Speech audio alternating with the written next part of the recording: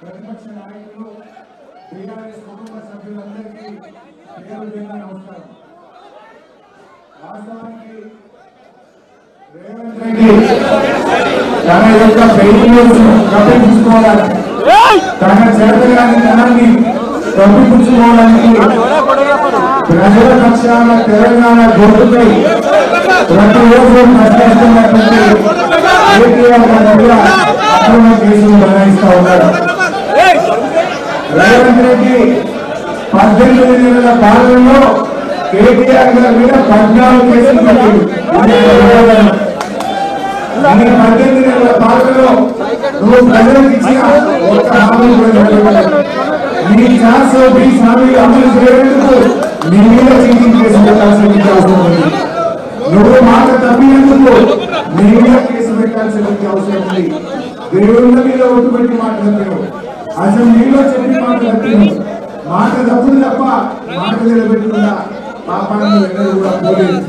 కేటీఆర్ గారు ఈ రాష్ట్రం యొక్క గౌరవాన్ని పెంచే విధంగా మొత్తం ఇండియాలో అనేక రాష్ట్రాలు మాకు ఈ కార్ రేసింగ్ కావాలంటే మాకు కావాలని పోటీ పడితే తన శక్తి యుక్తులను ఉపయోగించి హైదరాబాద్ కు ఈ కార్ రేసింగ్ తెచ్చి మన రాష్ట్రం యొక్క గౌరవాన్ని అంతర్జాతీయ స్థాయిలో రేవంత్ రెడ్డి నువ్వు ఎవరు నిర్వహించను అన్నా, ఎవరు ఏ రాష్ట్రం కూడా అందాల పోటీలు నిర్వహించము అన్నారు. ఎవరు మాకొద్దన్నారు, ఎవరు మాకొద్దన్న అందాల పోటీలు ఈ రాష్ట్రానికి తెచ్చి ప్రపంచం ముందు రాష్ట్ర పరువు తీసిన రేవంత్ రెడ్డి. ఇవాళ ఈ దేశ పరువు, ఈ రాష్ట్ర పరువు మంట కలిపిన రేవంత్ రెడ్డి.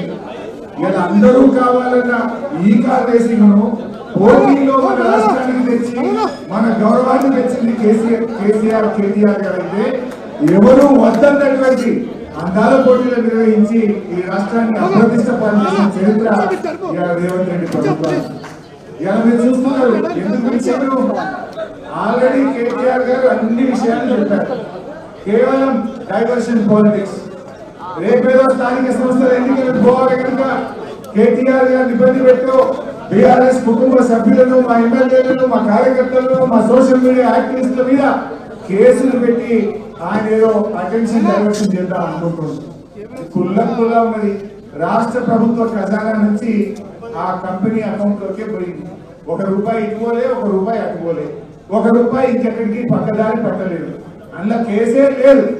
కేవలం ఏంటంటే ఏదో రకంగా ప్రజల్ని మభ్య పెట్టాలని చిల్లర రాజకీయాలకు పాల్పడుతున్నారు. ఎంత దుర్మార్గంగా తయారైపోయిందంటే తుమ్మిత కేసే, దగ్గిత కేసే, పిండితే కూడా కేసే పెట్టాలి. ఇంత చిల్లర రాజకీయం చేస్తుంది.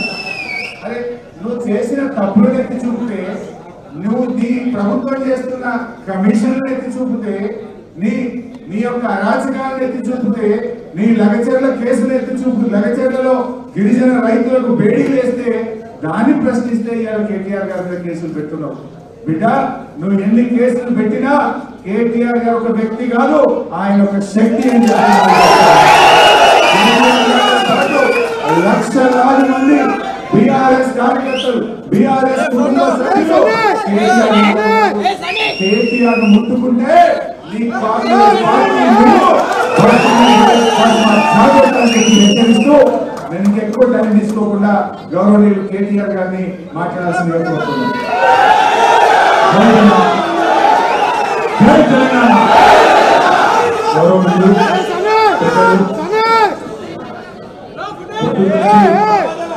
జ్వరం ఉన్నా ఇక్కడ మరి మీ అందరికీ స్ఫూర్తినిస్తూ ఇక్కడే ఉంది. పొద్దు నుంచి ఇప్పటిదాకా మీతోనే ఉన్న గౌరవనీయులైన మాజీ మంత్రివర్యులు పెద్దలు, మా బావగారు శాసన మండలిలో ప్రతిపక్ష నాయకులు పెద్దలు మాన్యులు నరసింహాచారి గారు, గౌరవనీయులైన ఎమ్మెల్యేలు, గౌరవనీయులైన ఎమ్మెల్సీలు, గౌరవ ఎంపీలు, అదేవిధంగా గౌరవనీయులైన వివిధ నియోజకవర్గాల ఇన్ఛార్జీలు, అదేవిధంగా ఈరోజు మరి చాలా చాలా ప్రాంతాల నుంచి తరలి వచ్చిన మా అన్నదమ్ములకు మా ఆడపిల్లలకు సిరిసిల్ల నుంచి కూడా వచ్చిన మా హృదయపూర్వక నమస్కారం. మా మీడియా మిత్రులకు కూడా కొంత అసౌకర్యం కలుగుతున్నా అప్పటి నుంచి పొద్దు నుంచి చాలా ఓపికగా ఉన్నందుకు మీడియా మిత్రులకు కూడా నమస్కారం, ధన్యవాదాలు. 4 కోట్ల మంది ముందు చర్చిద్దాం, ఎవరి తప్పో ఎవరిది ఒప్పో చర్చ పెట్టు అని అసెంబ్లీలో అడిగితే పారిపోయిండు రేవంత్ రెడ్డి.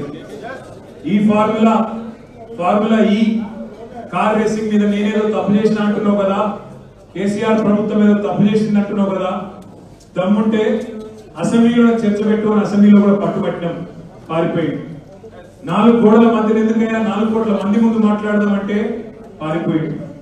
పోనీ ఇట్లా కాదు, ఈ బద్నాం క్యాంపెయిన్ ఇంకెన్ని రోజులు నడుపుతావు, ఈ దేశంలో ఏ రాజకీయ నాయకుడు అనే విధంగా నేను అంటున్నా, నువ్వు ముందుకు రా, నేను తప్పు చేయలేదు, నిజాయితీకి ధైర్యం ఎక్కువ కాబట్టి అవసరమైతే లైట్ డిటెక్టర్ పరీక్ష తీసుకుంటా, నువ్వు కూడా రా.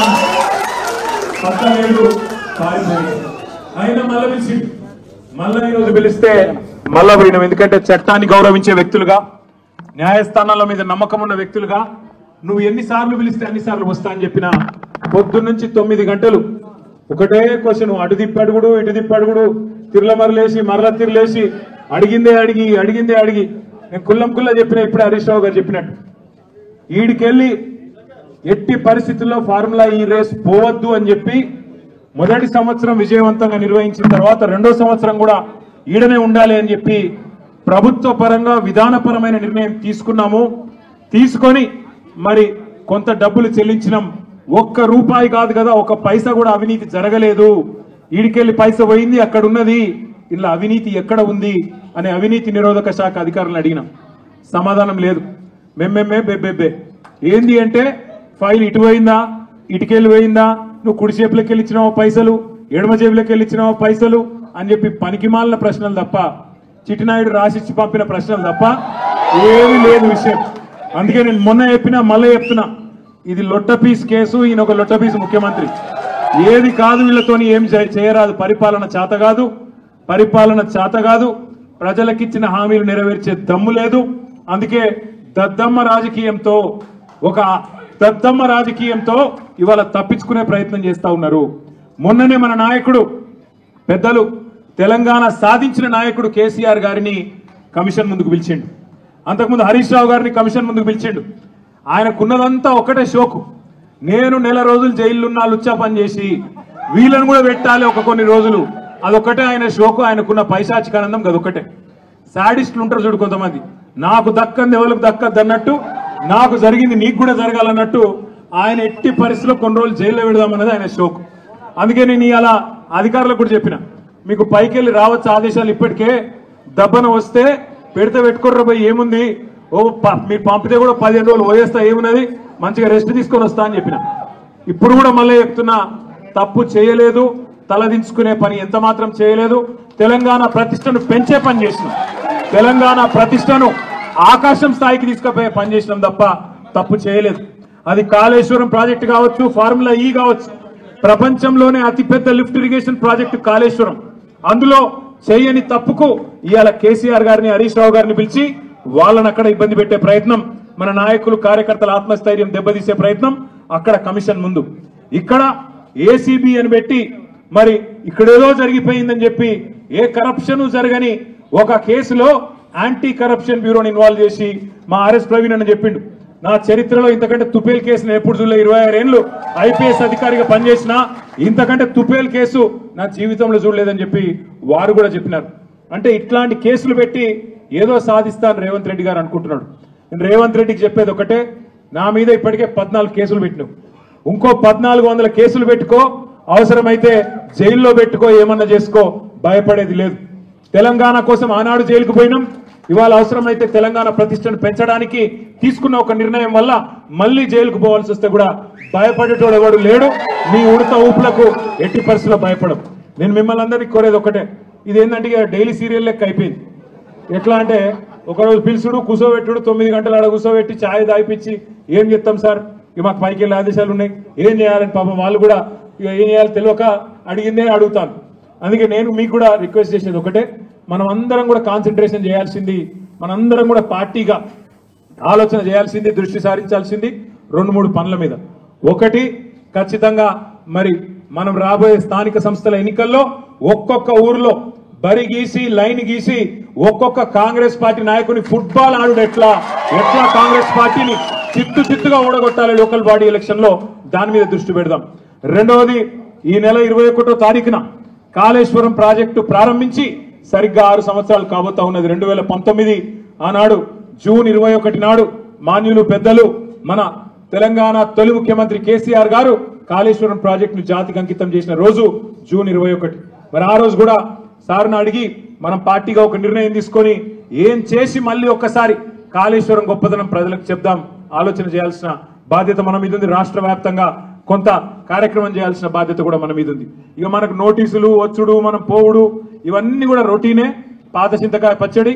దీన్ని పట్టించుకోవాల్సిన అవసరం కానీ, దీని గురించి ఆందోళన పడాల్సిన అవసరం కానీ లేదు.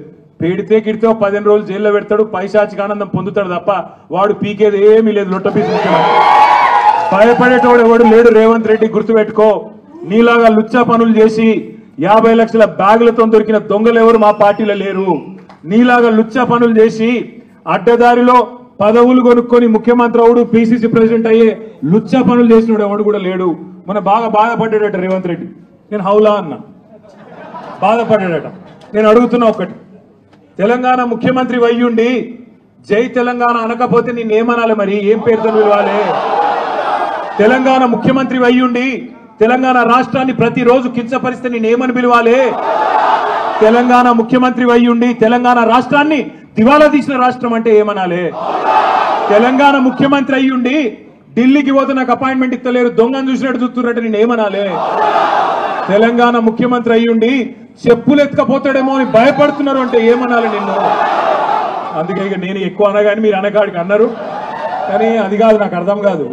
ఆడవాళ్ళు 9 గంటలు వాళ్ళు కూసబెట్టి మర్యాదలు చేసి వాళ్ళు పంపిస్తే మీరు 9 నిమిషాలని నాకు రక్తం వచ్చినట్టు చేసి మొత్తానికి అటు బిస్కెట్ అక్కడ పిసుకుడేమో కానీ ఇక్కడ పిసుకుడు ఎక్కువైపోయింది. కాబట్టి మీరు పొద్దున్న నుంచి చాలా ఓపికగా ఉన్నందుకు మీ అందరికీ గౌరవ ఎమ్మెల్యేలు, గౌరవ ఎమ్మెల్సీలు, గౌరవ ఎంపీలు అందరికీ హృదయపూర్వకంగా దండం. మీరు కూడా పేరు పేరున అందరికీ నమస్కారాలు. జై తెలంగాణ, జై తెలంగాణ, జై కేసీఆర్, జై కేటీఆర్.